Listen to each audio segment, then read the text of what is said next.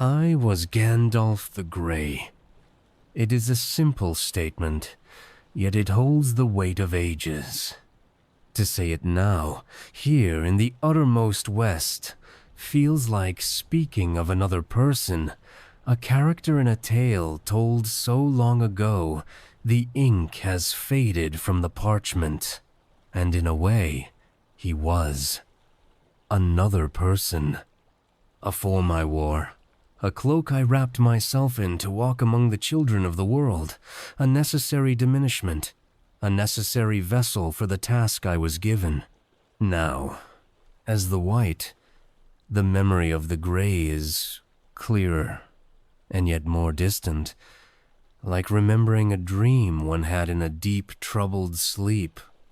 I see the path he walked, I feel the exhaustion in his bones, the chill of the mountain pass, the warmth of the hearth fire.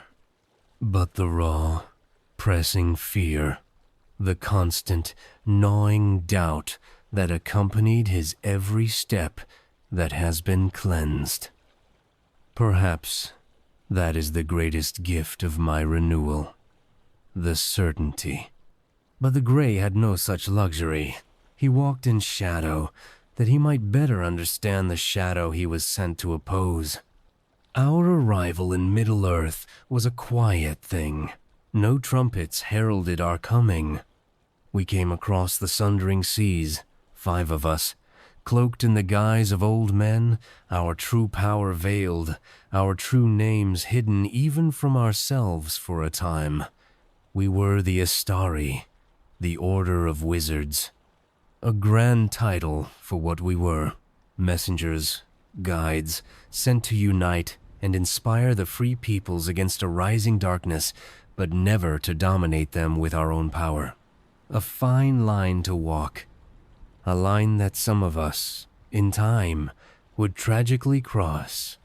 I was chosen for this task, though I did not seek it. In the Undying Lands, I was a Loren. I walked among the elves, unseen, and planted in their hearts fair visions and the seeds of wisdom. I loved them, and I feared the great adversary, the architect of so much of the world's sorrow. I declared myself too weak for such a contest, too afraid of him. And it was told to me that for this very reason, my errand was the more needed. So I went, as the third, garbed in gray. Simple, unassuming gray. The color of ash, of rain clouds, of the winter sky. The color of humble things. It suited me. It suited my purpose. The first ages of my sojourn were ones of wandering and of watching. I walked the length and breadth of the lands. I learned the paths through the ancient forests where the trees whispered secrets of the world's youth.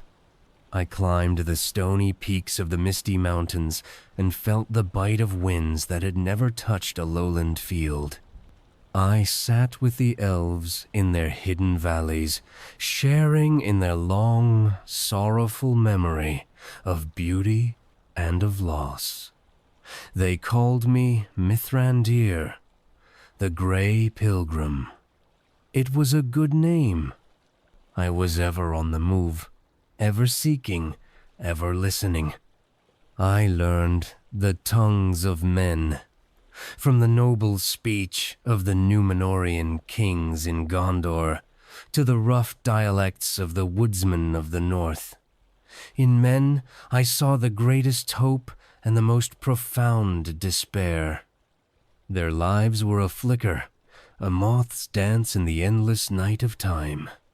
In that brief span, they could rise to heights of courage and nobility that would shame the Eldar, or fall into depths of greed and cruelty that served the enemy's purpose all too well. Theirs was the true battleground of the spirit, and it was them, above all, we were sent to aid. And I learned the ways of the dwarves.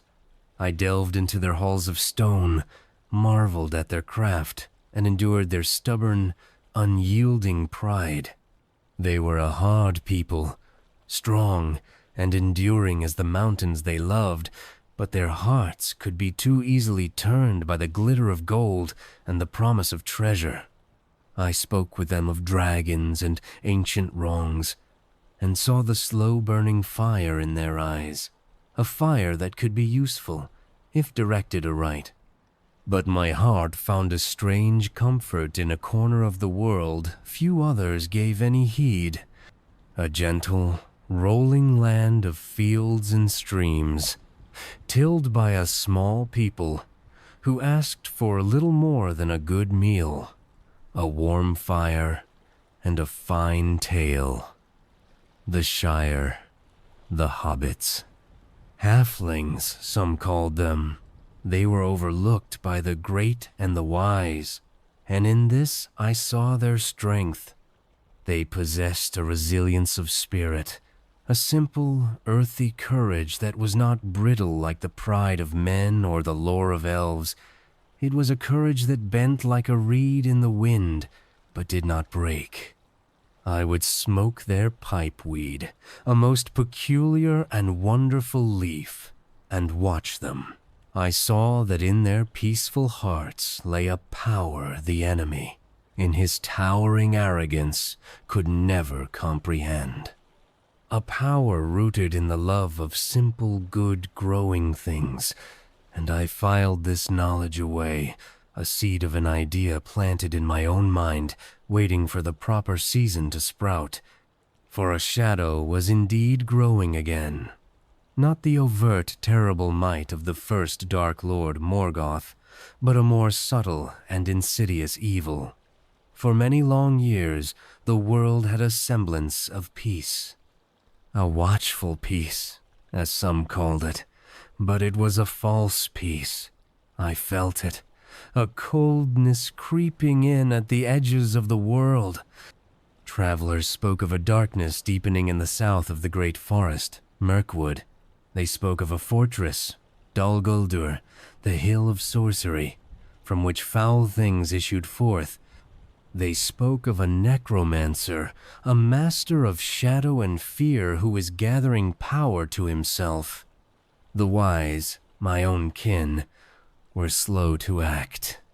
Saruman the White, the chief of our order, counseled patience. He was learned in the lore of our enemy, and he claimed this was but a lesser threat. Perhaps one of the 9 ring-wraiths returned to a lonely haunt, but I was not so sure. The fear that emanated from that place felt older, more profound. It had a familiar stench, a malice I had been sent to guard against. I dared to enter that fortress myself, in secret, a perilous journey. The very air was thick with dread. The trees themselves seemed twisted in agony, and the silence was a living, listening thing. I found there a pit of despair, a place where hope died, and in its deepest dungeon I found the dwarf king Thrain, wasting away, his mind broken. Before he succumbed entirely to the darkness, he gave me a map and a key, relics of his lost kingdom of Erebor beneath the lonely mountain.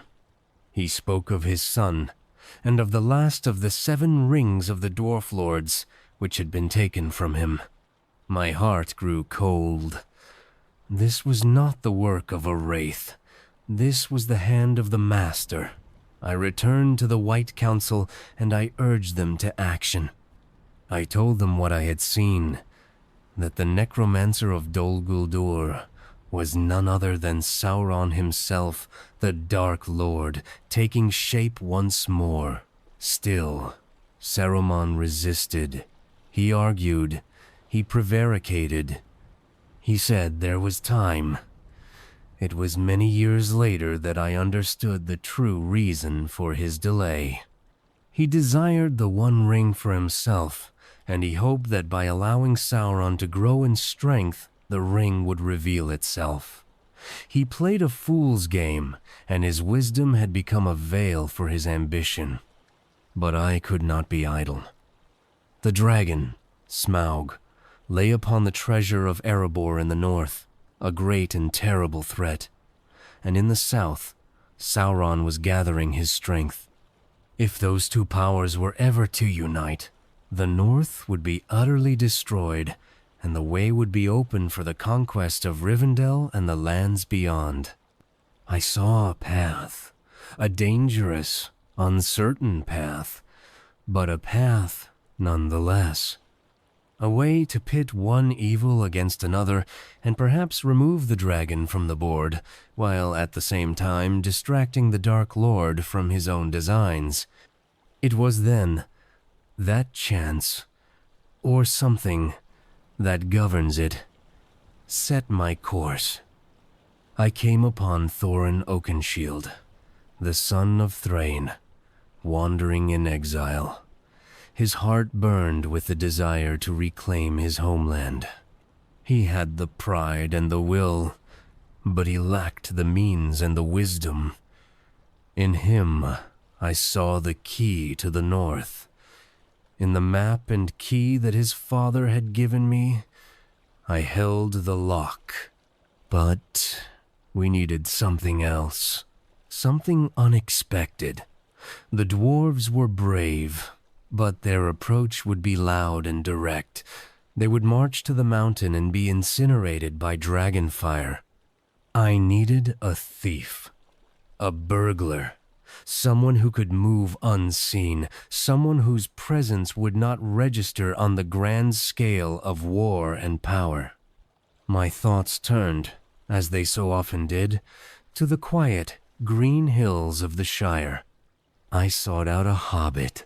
Not just any hobbit, one of a respectable family, the Bagginses. A family known for being solid and predictable, yet with a strange adventurous streak that surfaced once a generation. Bilbo Baggins. I had observed him. He was comfortable. He loved his armchair, his garden, his 6 meals a day. But behind his eyes, I saw a flicker of the Tookish spirit, a hidden longing for mountains he had never seen and roads he had never walked.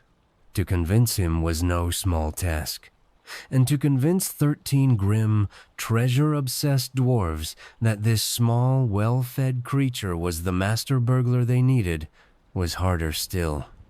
They saw only his soft hands and his comfortable waistcoat. They did not see what I saw, the quiet strength, the untapped courage. I had to use all my arts of persuasion and no small amount of bluster to forge that unlikely company. And so our quest began. A fool's errand it must have seemed. A wizard, a hobbit, and 13 dwarves off to challenge a dragon of immense power and antiquity. It was a mad venture. And yet, it felt right. It felt as though a thread of a greater tapestry was being woven.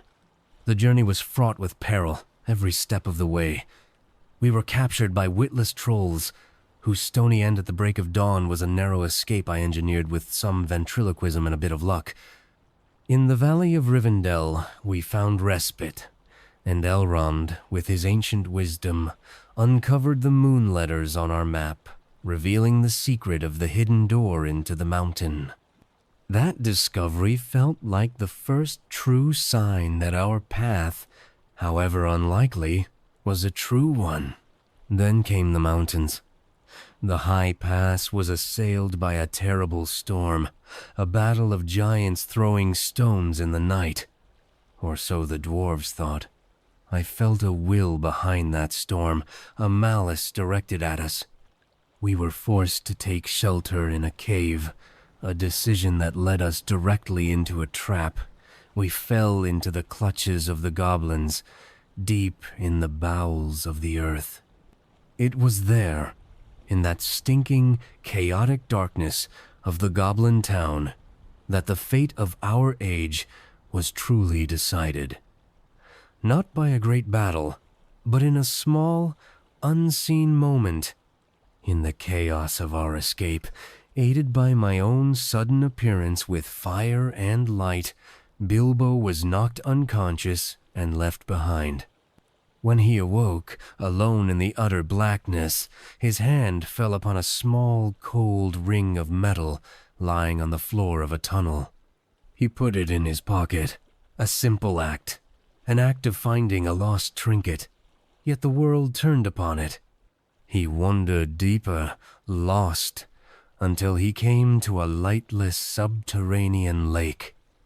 And there he met the creature Gollum, a miserable, ancient being, twisted by loneliness and a singular obsession.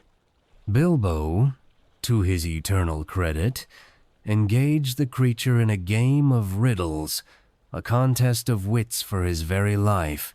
He won through a clever, if not entirely fair, question. And it was then he discovered the ring's first secret. It made the wearer invisible. He used this power to escape the creature's wrath and to slip past the goblins, rejoining us on the other side of the mountains.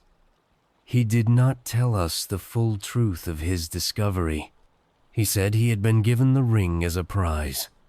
A small lie, born of fear and confusion. But the ring was already at work, subtly twisting the truth, jealously guarding its own secrets. I questioned him, and I felt a shadow in his tail, but I did not press him. The quest was all. While they fled the goblins and the wargs that pursued them, my own path diverged. The time for distraction was over. I left them in the eaves of Mirkwood, under the watchful eyes of the wood elves, and turned south.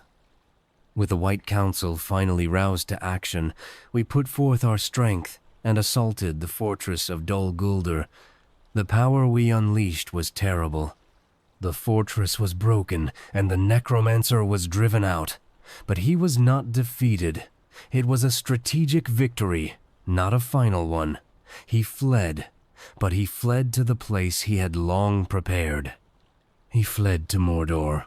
We had swept the house clean, but we had only driven the spider into a more formidable web.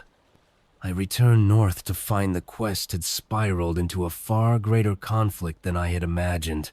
The dragon, Smaug, had been slain. Not by the dwarves, but by a man, Bard the Bowman, with a single well-aimed black arrow.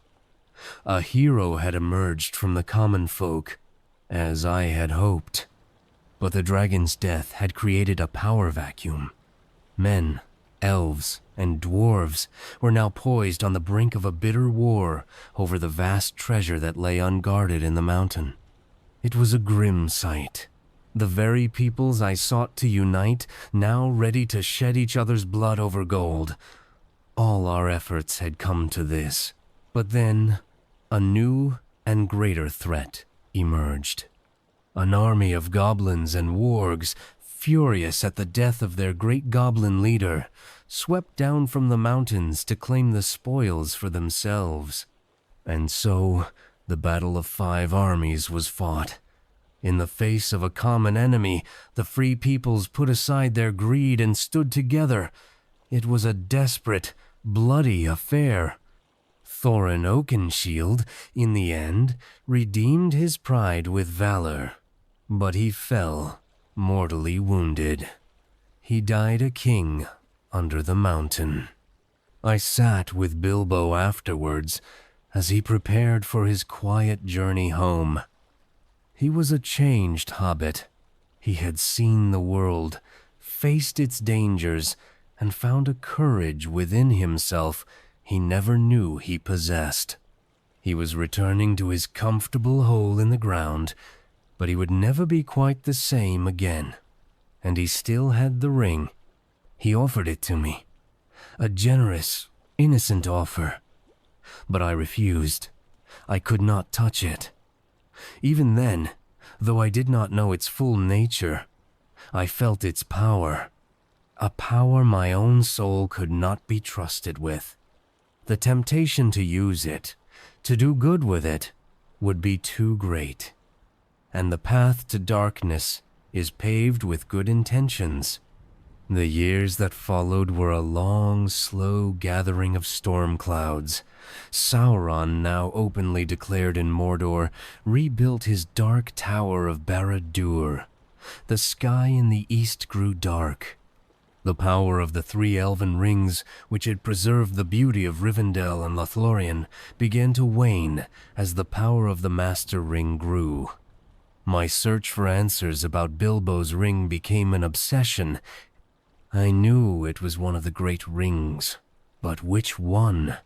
The 7 given to the dwarf lords were all accounted for, either consumed by dragonfire or reclaimed by Sauron. The 9 given to mortal men were held by the Nazgul, his most terrible servants. Could it be the one? The Master Ring, lost for thousands of years? The thought was too terrible to contemplate. If it were so, then its discovery was the most perilous event of our age. My search for Gollum, the ring's previous owner, became paramount. He alone knew its history. For long years, I hunted for him, aided by my friend Aragorn, the last heir of the ancient kings of Gondor. We tracked the miserable creature through the dead marshes and the shadowed valleys, finally capturing him and bringing him to the elves of Mirkwood for safekeeping. Under questioning, his tale came out, a twisted story of murder and deceit. He spoke of his precious, his birthday present, and he spoke a name that chilled me to the bone, Baggins, and a place, Shire. Sauron's servants had also been hunting, and they too had extracted those same names. The enemy now knew where the ring was. The race had begun. I rode with all the speed I could muster to the archives of Minas Tirith, the great city of Gondor. There, in the dusty scrolls, I found the account written by Isildur, the king who had cut the ring from Sauron's hand so long ago. He described it. It was hot, and the writing upon it, which had faded, was in the black speech of Mordor. I rode back to the Shire like a man pursued by demons. I found Bilbo, now very old, but strangely well preserved. The ring had been at work on him, stretching out his life, thinning him. He was preparing to leave, to see the mountains one last time.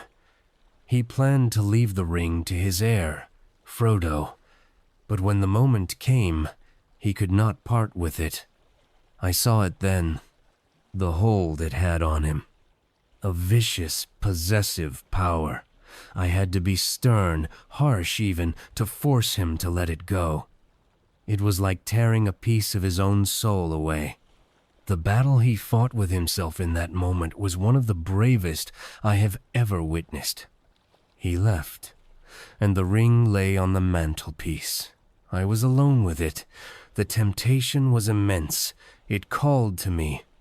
A whisper of power, a promise to set all things right, to command the proud and the foolish to do my will. For a moment, I understood Saruman. For a moment, I saw the appeal of that path. But I resisted. I knew that the power of Gandalf the Grey would become a terror, and I would become a new Dark Lord. I waited for Frodo, and when he returned, I took the ring with a pair of tongs and cast it into his hearth fire. As it grew hot, the letters appeared. The words of Isildur's scroll, burning with a fierce light. There was no longer any doubt. This was the One Ring, the bane of our existence, the tool of the enemy, and our only desperate hope.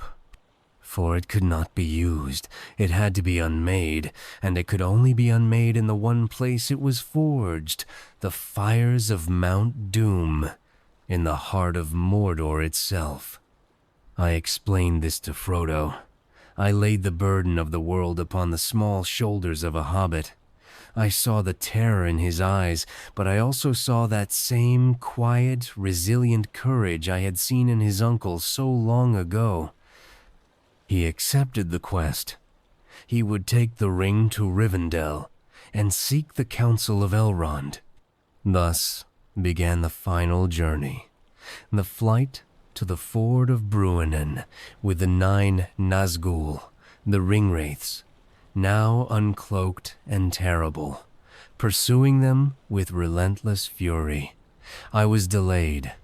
I had gone to seek the counsel of Saruman, the head of my order.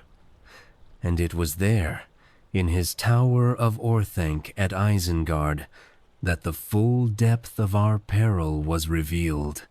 He had betrayed us. He had turned to the enemy's side, or rather, to his own. He showed me his new creation, a ring of his own making, and a mind of metal and wheels. He had been breeding an army of Uruk-hai, a stronger, more fearsome breed of orc. He urged me to join him, to abandon the foolish hope in elves and frail men, to seize power with the ring. I refused. Our battle was short, but terrible. The clash of 2 of the Istari. I was no match for him in that place. He was the chief, and his power was greater. He imprisoned me on the pinnacle of his tower. I despaired. I looked out upon the ruin he was making of the lands, the furnaces and the pits, and I knew that time was running out for Frodo. My hope lay in a small creature I had once aided, Gwaihir, the Lord of the Eagles.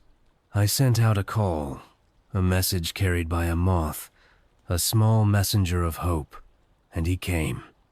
He rescued me from the peak of Orthanc, and I was free. I raced to Rivendell, a wind of terror and urgency at my back. Shadowfax, that lord of horses who would bear no one but me, flew over hill and dale, his white coat a streak of fleeting moonlight in the gathering dusk of the world. But even his incredible speed felt ponderously slow, for every beat of his hooves on the ancient road was a moment the servants of the enemy could be closing in on the ring-bearer. My escape from Saruman's treachery at Orthanc was a bitter victory, for it had cost me precious time in which Frodo and his companions were walking into a peril I could not shield them from. The news that they had been assailed on Weathertop, and that Frodo had taken a Morgul, Blade's wound, was a shard of ice in my heart. Such a wound does not merely pierce the flesh, it seeks the spirit, a sliver of darkness designed to turn the living into a wraith, a slave to the 9. When I finally crossed the threshold of the last homely house, the sense of peace and ancient lore that permeated the hidden valley of Imladris was a balm to my weary spirit, but it could not quiet my fear. I found that Frodo had indeed made it, borne across the ford of Bruinen by the courage of his own heart and the elven magic of the river, which rose in a white fury of watery horses to sweep the pursuing Nazgul away. A magnificent sight, I was told, but the victory was a narrow one. The hobbit lay in a deep, fevered sleep, hovering on the very edge of the shadow world. Lord Elrond, with all his skill and wisdom of the Eldar, was locked in a battle for Frodo's very soul. For many days he labored, seeking the splinter of cursed steel that was working its way towards the hobbit's heart. He was a master of healing, but this was a wound of malice, crafted with the sorcery of the Dark Lord himself. The air in the room was thick with the struggle, a silent war fought not with swords but with will and ancient lore. I watched and I waited, feeling utterly helpless. For all my power, for all the fire I commanded, I could do nothing but lend my own hope to Elrond's strength. To see the fate of the world resting on the fading breaths of one small hobbit was a terrifying measure of how desperate our situation had become. At last, Elrond succeeded. He drew forth the splinter and, through his art, closed the wound, though he warned that it would never truly heal. A scar would remain, on both body and memory, a cold reminder of the touch of the enemy. When Frodo awoke, pale but clear-eyed, a great weight was lifted from all our hearts. And then, the true work began. Elrond summoned a council. It was not a gathering of armies, but a council of desperation, a meeting of those few who still understood the nature of the great threat that loomed over all the free peoples. We gathered on a porch overlooking the gardens, the sound of waterfalls, a constant, soothing murmur in the background, a song of beauty that felt achingly fragile in the face of what we had to discuss. All the free peoples were represented, a rare and solemn assembly. There was Elrond himself, his face holding the wisdom of millennia, his eyes the deep sorrow of one who had seen the first rising of the shadow and now had to contend with its return. Beside him were his chief counselors, including the noble Glorfindel, his hair like spun gold, a lord of the Eldar who had returned from the dead and whose very presence was a terror to the servants of Mordor. From the Lonely Mountain came Glóin, the father of Gimli, his beard white with age, his face etched with the worries of his people. He and his son brought ill news from the north. A messenger from Mordor had come to the dwarf, King Dain, offering friendship and rings of power in exchange for news of a hobbit and the return of a certain insignificant trinket. The dwarves had, to their credit, refused, but they were now living under the threat of war. From Mirkwood came the elf prince Legolas, son of King Thranduil. He was swift and keen-eyed, embodying the grace and vitality of the woodland elves, but he too brought a warning.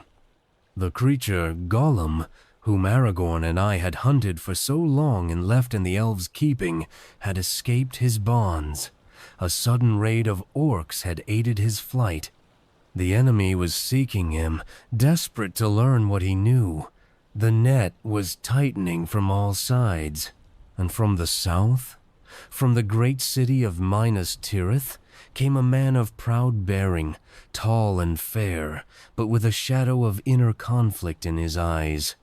This was Boromir, eldest son of Denethor, the steward of Gondor. He spoke of his city, the last great bastion of the West, holding the long bridge against the unending armies of Mordor. He spoke of a shared dream that had brought both him and his brother, Faramir, to seek the counsel of Elrond, a dream of a broken sword and a great doom approaching. His words were filled with courage and pride, but also with a desperation for any weapon, any hope of strength that could aid his people in their endless war. And of course, there was Aragorn, son of Arathorn. He sat a little apart, clad in simple leathers, quiet and watchful. But when he spoke, his voice held the authority of his long lineage. He revealed the broken sword from his dream, Narsil, the blade that had cut the ring from Sauron's hand in a forgotten age. In him, the hope of the ancient kings of men was alive, though he himself seemed burdened by the weight of that destiny. The gravity of our situation was laid bare for all to see. We spoke of the history of the ring, its forging, its corruption of all who sought to wield it, its long sleep and its waking. Boromir, in his martial pride, could not understand why we did not use this mighty weapon against the enemy. He saw it as a gift, a chance to turn Sauron's own power against him and scour the lands clean of his evil. I had to speak then, my voice grim. I explained that the ring answered only to Sauron. To attempt to use it, even with the noblest of intentions, was to fall into its trap. The wielder might begin by seeking to do good, but the ring's inherent malice would twist every action, every thought, until the wielder became a new Dark Lord, as terrible as the one they sought to overthrow. I looked around the council, at the faces of elves, men, and dwarves, and I confessed my own fear of it. I would not dare to take it, I said. Not even to keep it safe. The temptation to use it for good would be a path to a darkness I cannot contemplate. My own admission of weakness seemed to quiet Boromir's demands, for a time. Other paths were considered. Could we send it over the sea, to the Undying Lands? I, who came from there, knew this was impossible. The Valar, the guardians of the world, would not accept it. This was a sorrow of Middle-earth, and its peoples had to solve it themselves. Could we hide it? No, it could not be hidden. Its power was growing as its masters grew, and it would be found. Could we destroy it with dragonfire or the hammers of the dwarves? Gloin shook his head. Their mightiest forges could not even mark it. The truth settled upon the council like a shroud. There was only one path. The ring had to be unmade, and that could only be done in the place where it was forged. The fires of the Cracks of Doom, deep within the volcano of Orodruin, in the very heart of Sauron's land of Mordor. A deep silence fell upon us all. The task seemed not merely perilous, but utterly impossible. To walk into the enemy's country, to approach the one place he would guard above all others, seemed a fool's errand, a journey into certain death. The great and the wise, the strong and the valiant, all sat in stunned, hopeless silence. Elrond's face was gray with the knowledge of this doom, and it was in that moment of profound despair that the smallest person in the council stood up.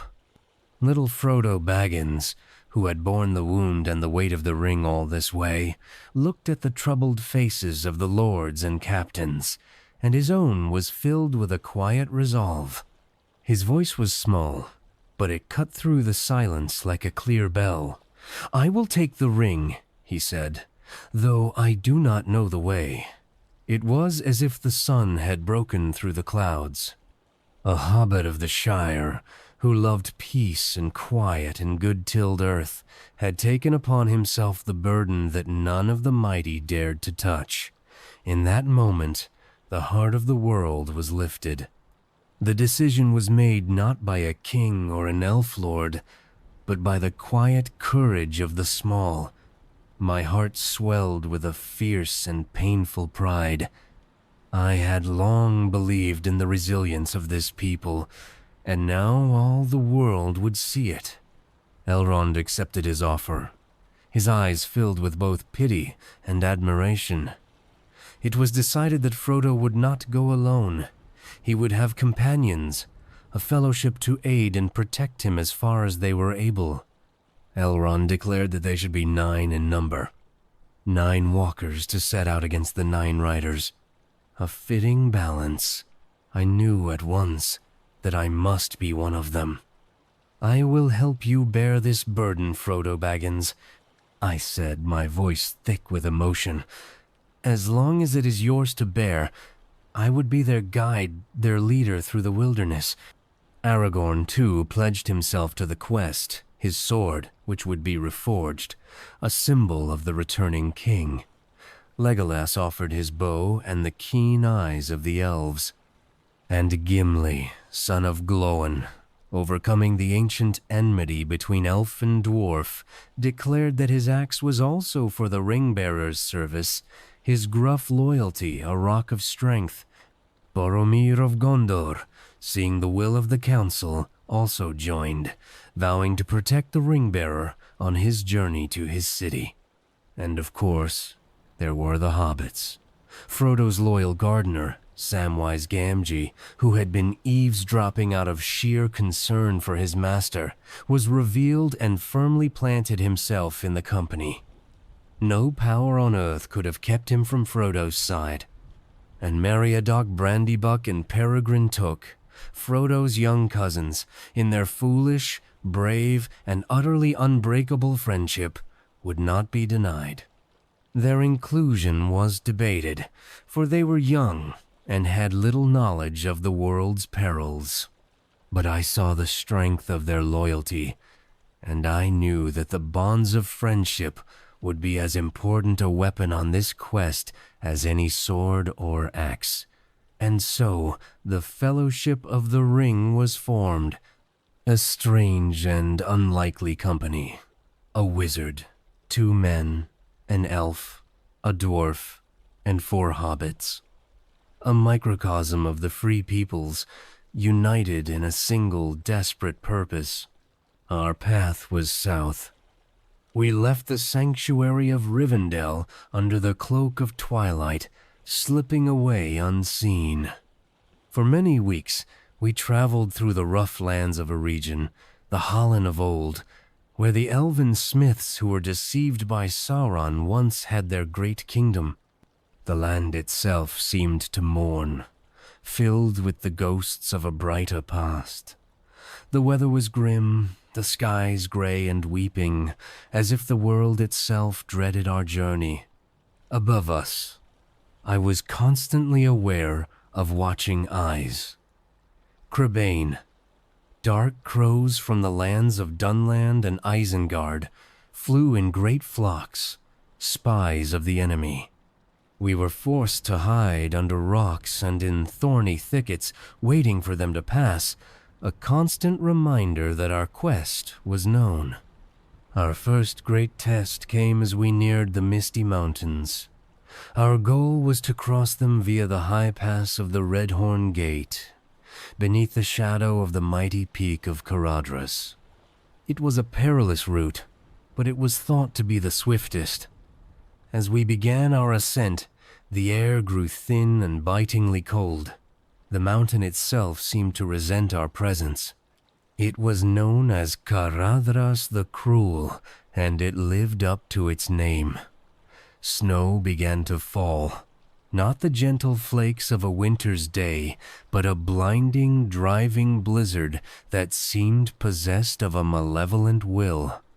The wind howled like a hungry wolf, carrying with it not just snow, but voices, cruel, laughing voices that seemed to mock our struggle.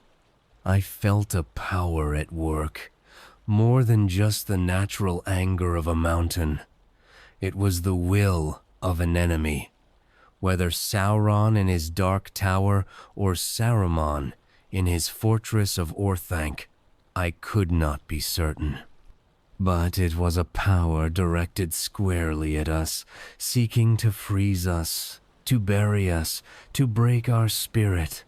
The hobbits, small and ill-suited for such hardship, suffered the most. They were nearly buried in the deep drifts, their faces blue with cold. Boromir, strong and hardy, argued for turning back, for taking the Gap of Rohan to the south. But I knew that path led too close to Isengard, where Saruman's treachery now lay in wait for us. The storm grew worse. The snow became a wall of white, and the path was lost. We were trapped, huddled behind a great rock, the life slowly freezing out of us. In a burst of desperation, I used what little strength I had for such things to conjure a fire with a word of command, a small, defiant flicker of warmth in the vast icy cold. It gave us a brief respite, but I knew we could not last the night.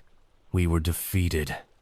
With heavy hearts we turned back, fighting our way down through the drifts we had struggled so hard to ascend. The choice before us now was a grim one.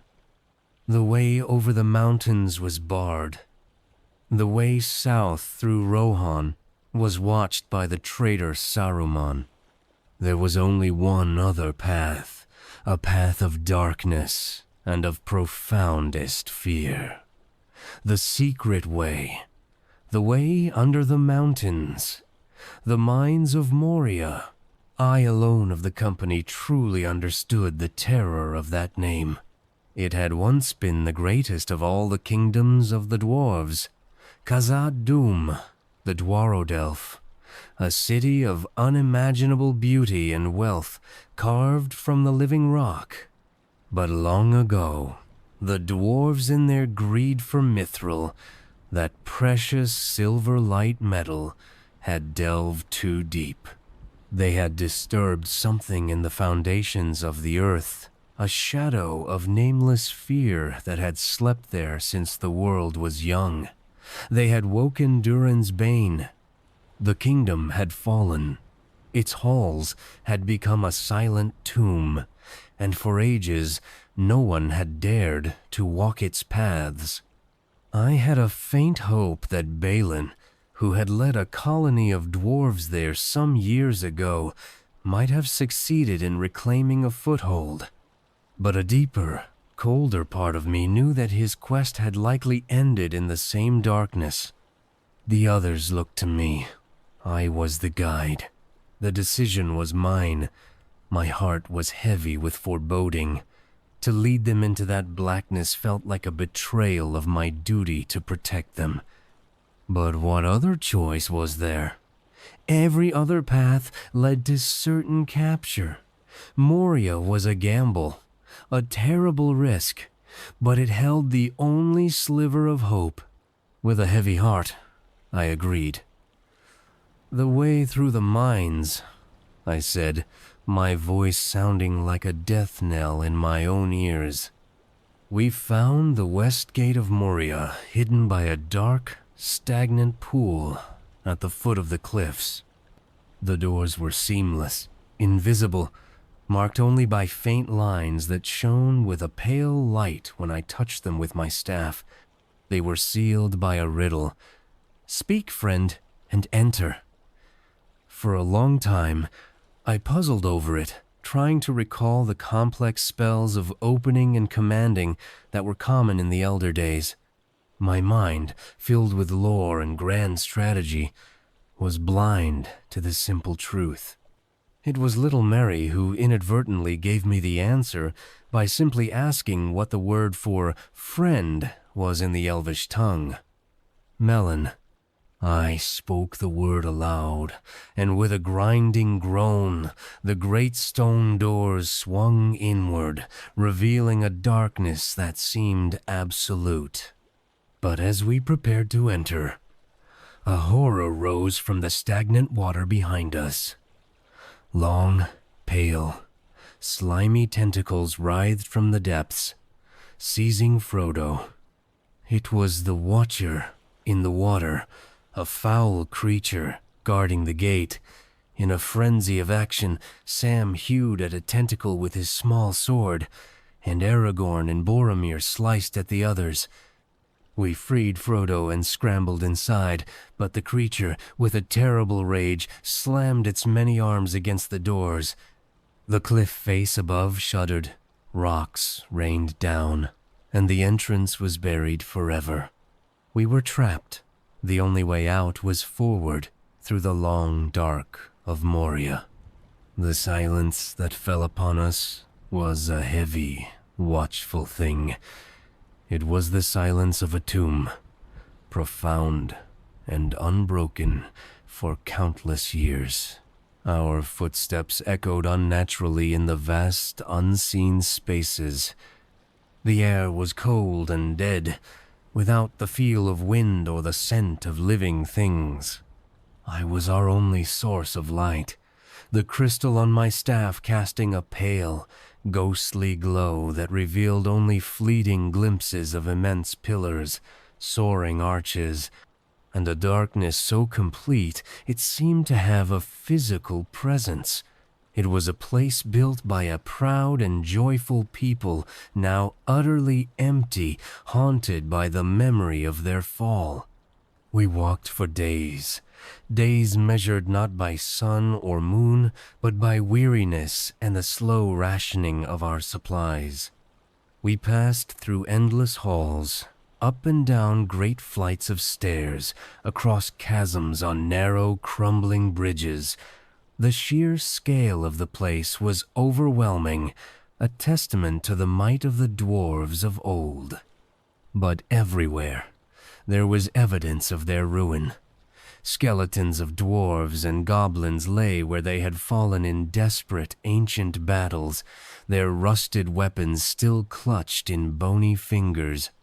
The silence was our constant companion, but it felt like a listening silence, as if the very rock around us was aware of our intrusion. I navigated by memory and by instinct, choosing this path over that, relying on a sense of the right direction that was more feeling than knowledge. At one point, we came to a great crossroads, and my certainty failed me. I sat for a long time, smoking my pipe, trying to clear my mind and feel the whisper of the air that might tell us which way led towards the eastern gate. The others waited, their trust in me a heavy burden. The hobbits were near despair, and even the stern faces of the others were etched with strain. After what felt like an age, the way became clear to me again, and we pressed on. We eventually found our way to what I had been seeking, the chamber of Mazarbul, the Hall of Records. Here, I hoped to find some word of Balin and his company. The chamber was a scene of devastation. The doors were splintered, and the room was filled with the bones of slain dwarves. In the center of the room stood a single oblong stone tomb. With heavy hearts, we brushed away the dust and read the runes carved upon its lid. Here lies Balin, son of Fundin, Lord of Moria. My last, faint hope died. His quest had failed. On the floor of the chamber, we found a book, waterlogged and slashed, but with some pages still legible. It was the Book of Mazarbul, their chronicle. Gimli took it with trembling hands, and I began to read the last entries, written in a desperate, scrawling hand. The pages told a story of a brave beginning, of retaking the ancient halls, and then of a growing dread. Orcs had come, from both the east and the west. The dwarves were besieged. The last pages were a frantic chronicle of their final desperate stand in this very chamber. They wrote of the Watcher in the water barring the western gate, and of a greater shadow that had come from the deeps. The final scrawled entry was chilling. They are coming. And below it, a single stark word. Drums. And as if summoned by the reading of the word, we heard them. Doom. Doom. A slow, deep, powerful throbbing that came from the very foundations of the mountain. It was not the sound of goblin war drums. It was something older, something deeper. It was the heartbeat of the fear that haunted this place. Doom. Doom. The sound grew louder, closer. Then it was joined by the shrill blast of goblin horns and the clamor of countless feet. We were discovered. We barricaded the door, but we knew it would not hold. Orcs poured from every crack and crevice in the ancient stone. A great cave troll, a creature of immense stupidity and strength, thrust its arm through a gap in the door and then smashed it to splinters. We fought for our lives, a desperate, hopeless battle in the small, tomb-lit chamber. Aragorn and Boromir were like heroes of old, their swords a whirlwind of silver light. Legolas's bow sang, and Gimli's axe rose and fell, a grim tally of vengeance for his fallen kin.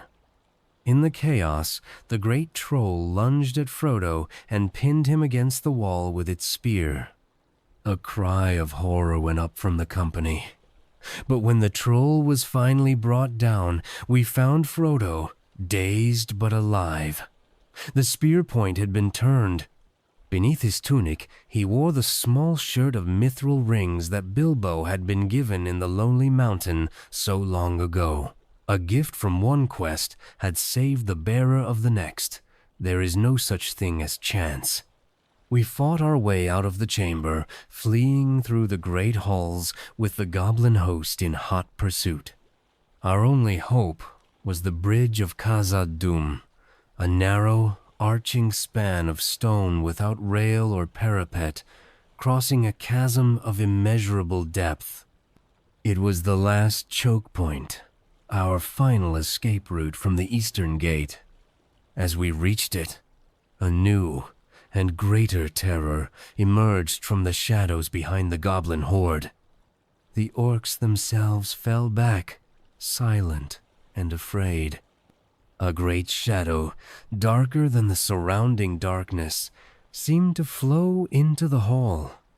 In its center was a form, man-shaped, yet larger, and a power and terror emanated from it that struck at the very heart with despair. Then the shadow drew itself up, and firelight seemed to spring from within it. It was a Balrog, a demon of the ancient world, a Maya like myself, but one who had been seduced by the first Dark Lord in the dawn of time, a creature of shadow and flame. Its power was a tangible thing, a wave of fear that washed over us, threatening to unman us all.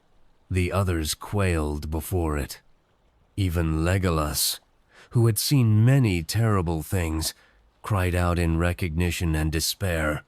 Boromir blew a great blast on the horn of Gondor, but the challenge was swallowed by the oppressive power of the demon. In that moment, I knew this was my fight, and mine alone. This was the foe I had spoken of in the Undying Lands, the one I had feared I was too weak to face. This was the purpose for which I had been sent. I had to make a stand here, to ensure the ring and its bearer could escape. My path, it seemed, ended on this narrow bridge. I turned. I ordered the others to go on, to fly to the other side. Then I took my stand in the middle of the bridge, the chasm yawning on either side. I planted my staff. "You cannot pass," I said, my voice ringing with a power they had not heard from me before. The Balrog strode onto the bridge, its form wreathed in flame, a great sword of fire in one hand and a many-thonged whip in the other. "I am a servant of the secret fire," I proclaimed, my voice echoing in the vast cavern. I was invoking the divine, imperishable flame of creation, the very power of the one who made all things. Wielder of the flame of Anor, the dark fire will not avail you, flame of Udun. Go back to the shadow. You cannot pass. For a moment, it hesitated. Then it came on, its fiery sword held high. I raised my own blade, the ancient elven sword Glamdring. Our weapons clashed with a sound like ringing steel and shattering light. The Balrog's sword broke into molten fragments, but the demon was still a thing of immense power. It took another step, drawing itself up to a great height. its wings of shadow spreading from wall to wall. I knew I could not defeat it by blade alone. I gathered all my remaining strength, all the power that was vested in me as Gandalf the Grey, and I struck the bridge before me with my staff. "You cannot pass," I cried again. A blinding sheet of white flame erupted. The staff shattered in my hand, and the bridge, the ancient stone bridge of Khazad-dûm, cracked. Right at the Balrog's feet, it broke apart. With a terrible cry, the stone gave way, and the demon fell, its shadow plunging down and vanishing. I turned, weary beyond measure, ready to follow the others to the light of the outside world, but my ordeal was not yet over. As the Balrog fell, it cast its whip, and the burning thongs of it lashed out and wrapped around my knees, dragging me to the brink. I scrabbled for purchase on the broken stone, but I was slipping. I clung there for a single, heart-stopping moment. I saw the horrified faces of the company, and I looked at Frodo, at the small hobbit who now had to continue this journey without his guide. My last breath was a command, a plea to the company I had led into this darkness. "Fly, you fools." And then I let go. My grip failed, and I fell into the abyss, into the blackest silence, after my foe.